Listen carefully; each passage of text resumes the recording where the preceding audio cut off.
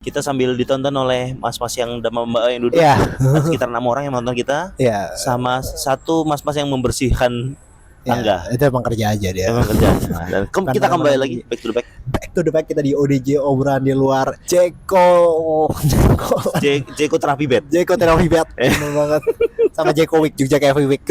Jogja Coffee Week. Jogja Cafe Week. Ya, aku tuh dulu kalau misalnya pas aku libur pagi atau aku nggak kerja, aku dulu kan aku kan pengangguran ya. Yes. Jadi setiap pagi aku selalu tonton Legend Home Shopping karena ada Jeko terapi bed. Itu biasanya ini siapa? Tessa Kaunang. Sama Ulfa Duyanti. Oh itu aku sering lihat itu karena kan ada mbak-mbaknya yang pakai baju ini fitness, baju olahraga. Sama yang mas cowok itu kan. Yang mana? Ada mas cowok juga. Yang cowoknya yang badannya gede, yang begini. Set. Aku agak malas juga kalau kayak gitu. Malas gimana? Itu kan biasanya ini penghibur setelah Space Tour itu. Ya di sela-sela Space Tour. Kalau Space Tour lagi memang nggak ada ini dikasih masak-masak. Taufik Hidayat. Lagi rame banget Taufik Hidayat ya. Lagi rame banget. Padahal dia Taufik Hidayat ya. Badmintonnya bagus loh dia. Ini baru aku mau ngomong gitu kalau ini yang pelawak itu sih. Itu Vista Falas, itu Taufik Falas. Sama Berita. Taufik Berita. Topik pembicaraan. Yang suaminya Megawati. Iya, Taufik yang Mas. Padahal Taufik Hidayat itu semesannya bagus loh. Iya. Pernah menang Olimpiade juga kan? Ya fiction juga bagus sih. Oh, fiction Yamaha. Yamaha itu bagus ini. Arasi. Suzuki Arasi. Aku waktu dulu temanku punya dibeliin bapaknya motor Suzuki Arasi itu, aku iri banget loh, bagus loh Suzuki Arasi itu. Ya aku pengen juga dibeli tapi bapakku motornya cuma mentok di Karisma X. Ya gimana mau beli anaknya Arasi, bapaknya juga cuma bisa sanggup Karisma X kredit yang belum lunas itu. Lah, itu kan ini apa step by step. Step by step gimana tuh? Biasanya Karisma dulu. Habis itu dijual rumah ya. Untuk bayar kredit Karisma. Aku kayak gitu Pak dulu Pak. Ya, kenapa kok bisa? Pertama Suprafit. Habis itu Mio. Naik dong, Suprafit Mio naik terus habis itu Taruna. Langsung mobil. Oke. Rumah lunas. Nah, rumah lunas, terus dijual semua. Dijual semua. Buat kartu kredit. Bayar kartu kredit. Karena curah jadinya ya. Iya. Oh, itu aku selama ini belum tahu loh Zara, kenapa alasan keluargamu bangkrut, ternyata kartu kredit. Iya, itu udah aku ceritain berapa kali itu. Kapan aku gak peduli berarti ya? HP senyawa? Senyawa? Yang mana Mas? Saya nggak tahu Mas. Di atas kayaknya Mas. Kurang tahu saya. Siap. Nah itu benar. Besok kita senyawa. Kita nggak pernah kesini Mas, maaf ya. Besok kita di situ. Kita senyawa karena kita terlalu ngalangin jalan nggak sih, kita harusnya di situ. Ini bukan ngalangin jalan, Mas. Lihat kita bersini dikiranya kita cuma ngobrol biasa, padahal kita lagi syuting. Tolong Mas, lagi syuting loh ini Mas. Jadi harusnya besok kita pakai Joko Anwar juga. Biar orang tahu kalau syuting beneran ya. Harus Joko Anwar. Kalau minimal kalau nggak Joko Anwar siapa? Habis sutradaranya kita. Rizal Mantovani. Iya. Christopher Nolan. Terlalu jauh. Minimal Awi Suryadi dulu. Ya, terus. Nah itu Vio Nuala. Ya yang ini yang dia killer apa, film killer? Film killer apa? Yang dia bikin filmnya Mr. Nobody itu. Oh itu ini apa siapa nggak tahu. Lupa ya. Iya film Nobody 2. Nobody 2 itu. Ya itu. Kebanggaan Indonesia. Theo. Ini dia orangnya. Lupa aku namanya. Ya, tapi kalau ngomong Taufik Hidayat. Jadi kepikiran aku yang lagi rame itu. Aku tuh nggak tahu Zar kasusnya apa. Tapi yang gue tahu ya, ini yang ketawa aja ya. Kamu kan tahu mungkin detail ya, karena kamu kan ini banget doom scrolling banget ya. Sangat netizen sekali. Kalau aku tuh urusannya itu dia ini mukulin cewek, kekerasan dengan cewek, terus buron dan ditangkap udah. Nah, masalahnya aku jadi pertanyaan, kok KDM ikut-ikutan dia ini nangkap, yang bisa nangkap dapat dia gimana? Urusannya kok KDM? Karena ini udah termasuk ini Pak, apa kayak human victim. Jadi kayak ini ceweknya disiksa itu benar-benar disiksa. Jadi kok tuh mulutnya sampai dijahit Pak. Shit. Matanya dibutain. Ya, separah itu ternyata. Di kosan itu sendirian, di kosan itu kayak ya kosannya nggak rame. Kayak mayat gitu, jadi kayak mayat gitu. Oh, disekap. Tapi disiksa. Itu. Oh, itu ini punya kelainan ya? Seks ya kayak gitu ya? Bukan seksual ya? Itu emang psikopat. Oh. Bukan kelainan seks. Kok enggak bisa kabur apa gimana? Ya gimana, udah buta, udah enggak bisa ngomong. Wah, gila. Mental udah hilang. Gila, baru tahu aku, Pak. Iya. Terus sensitif enggak gitu bahas kayak ini, terlalu sisaan banget. Tapi yang kamu tahu, kronologi mau gimana?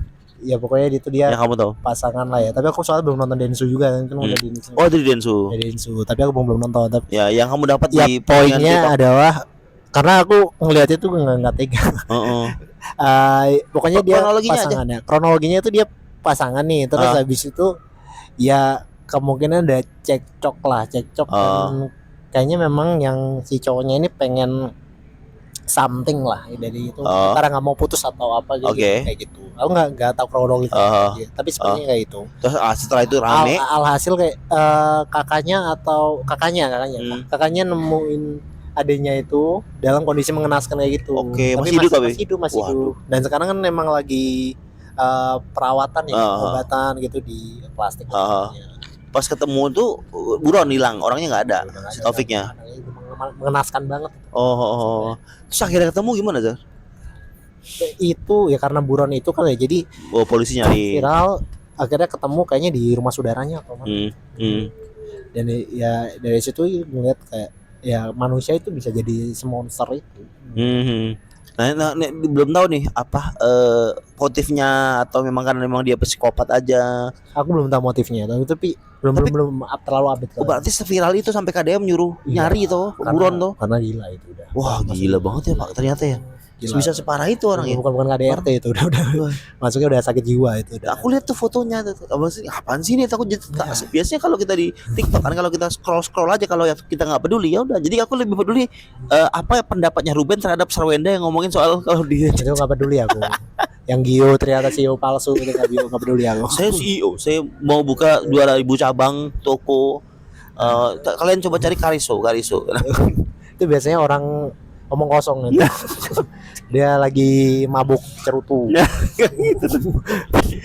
Aku lebih peduli itu karena memang menurutku nggak menarik ya kriminal. Tapi nggak tahu aku separah itu, ngeri banget ya, Pak ya. Ya makanya aku sebenarnya nggak tertarik itu, karena emang menurutku agak sedikit terganggu aku gitu. Tapi memang ketika ngelihat itu agak concern juga ternyata orang kalau memang dia udah apa? Nggak apa-apa. Udah dirudung kayak nafsu dan sebagainya, jadi bisa ngelakukan hal yang brutal seperti itu. Ya memang berarti ini orangnya udah ditangkap, udah amankan, udah pasti dihukum lah ya. Dihukum. Itu juga si ceweknya ini pengen si cowoknya tuh kalau bisa dihukum mati karena udah kesel. Gila ya, emang aku juga kayak gitu kalau misalkan gituin mah. Gila sih, kalau aku mah pengen dia yang mati aja itu. Minta hukum mati. Oh, itu udah menghilangkan penglihatan orang tuh, maksudnya dia udah nggak bisa lihat lagi tuh. Semuanya penglihatan udah menghabis kehidupannya dia itu. Iya, menghabis paruh hidupnya. Kayak apa udah tinggal sekarat lah ibaratnya kehidupannya. Udah nggak bisa apa-apa. Cara menghancurkan hidup yang secara literally ya. Ya kasar. Itu bukan membongkar aib ya itu. Bukan. Bongkar aib itu masih bisa diselamatkan, kalau kayak gitu nggak bisa udah. Tapi ya ini kan sudah menyinggung sudah kriminalnya, sudah pidana keras Pak, sudah pidana penyiksaan ini Pak sudah masuknya. Iya. Itu pasti dihukumnya berat itu, cuma nggak mati kayaknya. Ya nggak mati, bukan kayaknya. Bukan hukuman mati maksudnya, bukan hukuman mati Pak dapatnya. Tapi tetap harusnya pasti dapat apa hukuman yang ini yang lama itu di penjaranya.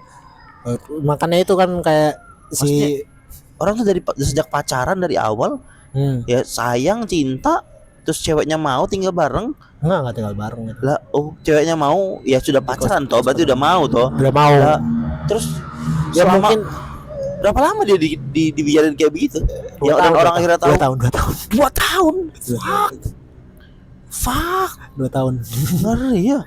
Iya, itu kayak step by step ya, berarti penyiksaannya di mana dulu gitu sampai 2 tahun itu. Gimana traumanya itu, Pak? Jadi keluarganya itu trauma itu. Aku pun ngelihat kakaknya itu juga udah nggak tega banget ya. Iya. Ngeliat adiknya. Itu kita nggak tahu ya seluk beluknya seperti apa, mereka bertemu di mana itu. Dapat informasinya nggak sih, Om? Belum baca, aku belum dengar banyak soal. Nggak valid informasi. Bukan nggak valid, emang itu berita viral, tapi aku belum terlalu ngikutin karena takut. Iya. Itu guys, ke topik lain saja. Jadi tapi memang KDRT itu sebenarnya banyak banget gitu ya. Iya, ini aja masih pacaran udah KDRT. Ini bukan KDRT, lebih penyiksaan. Ya, KDRT kalau sudah rumah tangga, Mas. Tapi maksudnya kayak gitu aku ngeliat juga kayaknya di video di Bandung juga kalau nggak salah itu. Ada orang yang si ceweknya tuh ya ceweknya itu udah ngasih makan ibunya, ngasih sesuatu lah buat si cowoknya, tapi memang cowoknya malah disiksa gitu, dibanting gitu, dipukuli. Suaminya pacarnya pacar apa suaminya? pacarnya Bukan KDRT namanya dong kalau masih pacar dong. ini konsepnya sama, Dalam konteksnya sama, kekerasan dalam pacaran KDP. KDP. Nah itu dalam pacaran itu, jadi ada yang kayak gitu juga Pak. Jadi ternyata memang kalau pacaran itu kita memang nggak perlu sepenuhnya percaya sama laki-laki khususnya. Lah ya. Karena Percaya. aku nggak suka laki-laki, Benar. Aku juga gak suka lagi. Nggak suka. Makanya lagi sih gak bisa percaya. nggak bisa percaya. Nggak bisa dipercaya, Pak. Percaya. Iya. Karena apa ya? Itu kayak nafsu sesaat lah. Iya.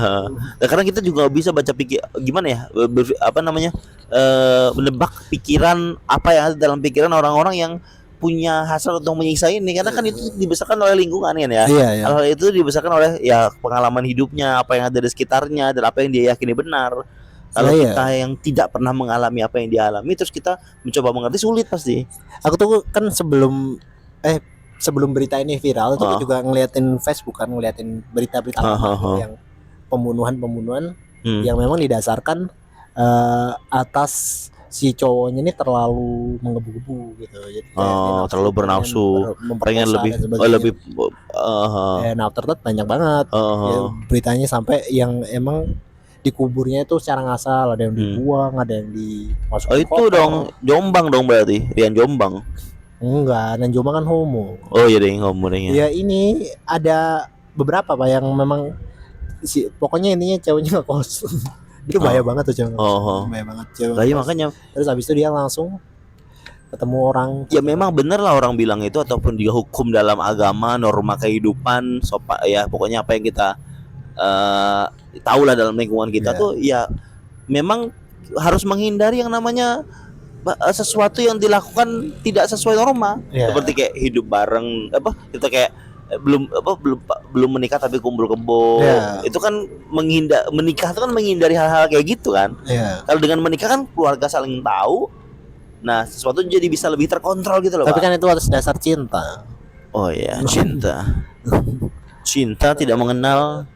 Iya, seperti Jalaluddin Rumi. Dia kan tidak berjodoh gitu. Akhirnya dia menjomblo seumur hidup karena dia ingin mempertahankan perasaan cintanya kepada pasangannya gitu. Oh, kamu ngomongin, saya kira kamu ngomongin anak Ahmad Dhani. Enggak, Jalaluddin Rumi namanya, ini filsuf. Tahu aku bilang ngomongin enggak, anaknya beda itu anaknya dulu anaknya Maya Estianti yang ada masalah sama si Mulan yang ikutan Sabiani. Nggak peduli ya kalau itu. Ternyata Jalaluddin Rumi filsuf, tahu aku paham aku Itu maksudnya. jadi Jalaluddin Rumi itu juga begitu kan, cinta terus berpacaran sebenarnya boleh-boleh aja asal gak ketahuan Tuhan. Asal gak ketahuan lah. Ketahuan Tuhan kan nggak baik. Ketahuan sama pasti ketahuan, Pak, sama Tuhan. Tuhan melihatnya, Pak. Sekarang aja kita ngomong apapun kayak gini tuh, Tuhan melihat kita. Ya makanya itu kan tidak dibolehkan pacaran kan, takut melakukan hal-hal yang Lah iya, makanya aku bilang pacaran, sebenarnya pacaran tuh boleh kalau konsepnya pengenalan, Pak. Yes. Konsepnya pengenalan, ada butuh waktu untuk mencari mencari tafsir. Tafsir bukan tafsir mimpi. Tafsir mimpi. Mengenali bibit bebek dan bobot, menurutku aku lebih bisa menerima misalnya anakku nanti pacarannya seperti itu gitu loh. Kamu anakmu suruh taruh gitu.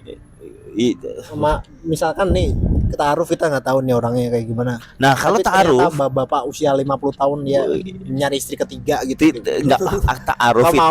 Kamu tahu enggak konsep taruh sih? Konsep taruh tuh kita harus cari tahu bibit bebek bobotnya dengan keluarganya. Kita mempertemukan diri dengan keluarganya. Masa kita nggak tahu dia siapa, kita nikahin anak kita. Dia suami orang. Ya, aku tahu harusnya itu sebelum nikah. Istrinya 3. Ya aku tolak dong pasti. Nah, tapi kan itu ngomongnya single. Nggak mungkin. Kalau dia gimana ya? Kita harus dari orang tua harus pintar juga. Taruh bukan berarti tidak mengenal secara detail terus dinikahin, enggak. Taruh itu kita harus cari tahu di mana kita benar. Oh, ini benar, dan kita sambil dengan doa. Kita pasahin kepada Allah kalau ini jodoh yang menentu anak kita. Nah, kalau ternyata emang itu jodohnya benar kayak gitu gimana? Lah ya, kalau memang anakku bahagia mah tidak apa-apa, Pak. Istri ketiga Cuma kan tetap aja aku nggak mungkin mengiyakan itu. tentu anakku juga pasti nggak mau lah, Pak. Lo menghindari jodoh berarti. Menghindar aja dah. Enggak gitu caranya, Jodoh Mas. yang ditetapkan oleh Tuhan tidak boleh. Ya, siapa yang bisa menetapkan itu penetapan Tuhan? Lah, Siapa yang itu, bisa menetapkan? ya Tuhan. Menetapkan Tuhan. Ini menetapkan jodoh, ini jodohmu. Kenapa kamu Bahwa tahu Bapak usia 50 tahun. Iya, kenapa Kenapa kamu tahu banget kalau itu dikala orang tuanya bisa memilih untuk tidak itu, terus Dulu ada ini pasanganku tuh. pasangan siapa? Mantanku itu dia sama ini bapak usia 58 tahun dia Terus nikahnya. dia happy nggak? Happy. Keluarganya setuju nggak? Nggak tahu aku. Ya, Tapi Nah, kan kalau maksudnya dari situ kan berarti jodohnya bukan di ketetapan kita gitu. Iya, tapi kan tetap ada hal di mana kita mempertimbangkan, Pak. Iya. Ya, yang ketika ada bibit, bebet, bobot apa segala macam kita lihat, oh inilah memang ini jalannya, kita doain kalau memang lancar. Makanya ada yang namanya soal istiqoroh sebelum menikah itu. Nah itu lancar itu. Mana lancar? 50. Sekarang udah masih menikah? Masih bernikah sekarang? Masih punya status Udah. pernikahan apa udah cerai? Enggak masih. Ya udah berarti bagus jodoh berarti Nah, iya, dong. berarti nanti bisa kayak gitu anakmu. Bisa aja, cuman untuk lihat dari Istri sekarang kayaknya ketiga. nggak mau aku deh. Nggak bisa deh kayak gitu. Istri ketiga. Diulang-ulang terus berapa kali? Jangan diulang-ulang terus dong. Ini apa saudagar lele. Kenapa? Saudagar lele. Kok enggak mau itu. Jangan lele, aku masuk lele, jangan lele. Kambing. Kambing boleh. Nanti aku makan kepala kambing setiap hari. Yang kayak orang di TikTok tuh. Wah, ya, yang orang-orang ini yang apa? Orang Jawa itu yang dia kasih aku makan kepala kambing, aku kasih cabe. Oh iya. kasih bon cabe, kasih ini. Kalau aku orang yang tak ingin kau menangis. Ya salah. Baik lagunya itu, tapi sambil makan kepala kambing. Oh iya.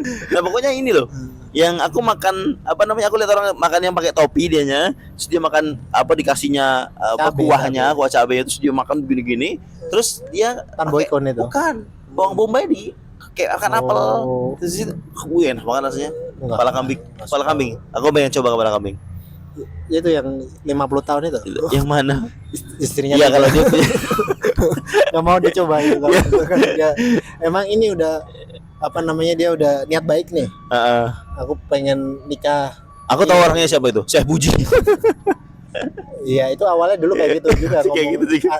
Waktu muda bapaknya kayak kamu juga. Itu kan masalahnya anaknya kan kayak mau, dan bapak ibunya dari anaknya itu juga kayak sudah kenal siapa Syekh Buji, sudah kenal siapa yang ini tuh, jadi kayak mungkin juga sudah diiming-imingi sesuatu yang membuat kayak oh yaudah nggak apa-apa gitu loh. Kan tugasnya seorang orang tua itu adalah mempertimbangkan bagus apa enggaknya untuk anaknya mau, ya udah juga ditambahin kayak ya mungkin dia ngasih mahar yang benar, dia ngasih sesuatu ke orang tuanya yang benar. Nah itu benar nanti Pak. Belum tahu kan?